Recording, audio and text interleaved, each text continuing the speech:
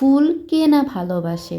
প্রত্যেকটা নারী এবং পুরুষ, বাচ্চা থেকে বুড়ো সবাই কিন্তু ফুলকে অনেক পছন্দ করে। বছরের শুরুর দিকে এবং বছরের ফেব্রুয়ারি মাসে কিন্তু আমরা গোলাপ ফুলটাকে বেশি প্রাধান্য দিয়ে থাকি। শীতের মৌসুমে আমাদের বাংলাদেশে ম্যাক্সিমাম মাঠেই দেখা যায় সরিষা ফুল।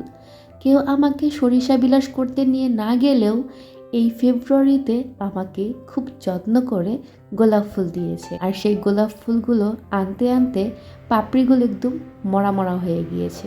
তারপরেও আমি একটা গ্লাসের মধ্যে এই ভালোবাসাটুকুকে যত্ন করে রেখে দিয়েছি। সেই সাথে গাঁদা ফুলগুলো দেখছিলাম, মাশাআল্লাহ খুব সুন্দরভাবে ফুটে আছে গাছে।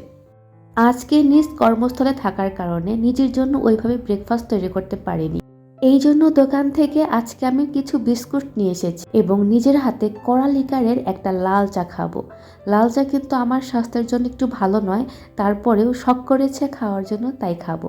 আর সেই সাথে আপনাদেরকে আরও একবার সরিষা ক্ষেতটা দেখিয়ে দিচ্ছি। আমার নিজেরও কিন্তু এই বছরে সরিষা বিলাস করা হয়নি। আর এই সরিষা ক্ষেত থেকে, ফুল থেকে, শস্য দানা থেকেই তৈরি হবে সরিষা। প্রসেসিং করেই কিন্তু সরিষার তেল তৈরি হবে। যাই হোক, আমি আজকে আপনাদেরকে দেখাবো কিছু ড্রেস। এই ড্রেসটা কিন্তু অনেক অনেক ভাইরাল। এখানে 5 পিস ড্রেস ছিল, যেই ড্রেসটার দাম ছিল হচ্ছে ডেলিভারি চার্জ সহ 1350 টাকা।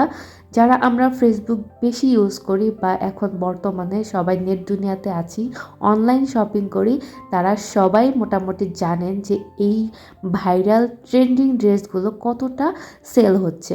আমার এক বড় আপু এই ড্রেসগুলো খুবই অল্প দামে পাইকারি করে নিয়ে আসছে এবং সামনে যেহেতু ঈদ আছে এবং এই ফেব্রুয়ারি মার্চের পরে বা ফেব্রুয়ারির শেষের দিকে গরম পড়বে, এই জামাগুলো বা এই ড্রেসগুলো কিন্তু গরমের জন্য খুবই পারফেক্ট একটা ড্রেস হিসাবে আমাদের কাজ করবে। যারা আমরা ওয়ার্কিং ওমেন আছি তারা কিন্তু এই ড্রেসগুলো খুব সুন্দরভাবে ওয়্যার করে অফিসে যেতে পারি, বা যারা আমরা স্টুডেন্ট আছি তারা এগুলো পরে প্রতিদিন চাইলে আমরা প্রাইভেট কোচিংয়ে যেতে পারি। যারা চিকন আছেন তারা এই ড্রেসগুলো খুব ইজিলি ক্যারি করতে পারবেন, কিন্তু যারা মোটা তাদের কিন্তু এই জামাগুলো হবে না, কারণ খুবই নিম্নমানের এই জামা কাপড়গুলো। জামাটা অনেক সুন্দর কিন্তু পায়জামা এবং ওড়না খুবই নিম্নমানের। ক্যামেরায় হয়তো বা অতটা ভালোভাবে বোঝা যাচ্ছে না, তবে আমি কিন্তু হাত দিয়ে সুন্দর করে ঘষে ঘষে দেখছিলাম যে কেমন কাপড়।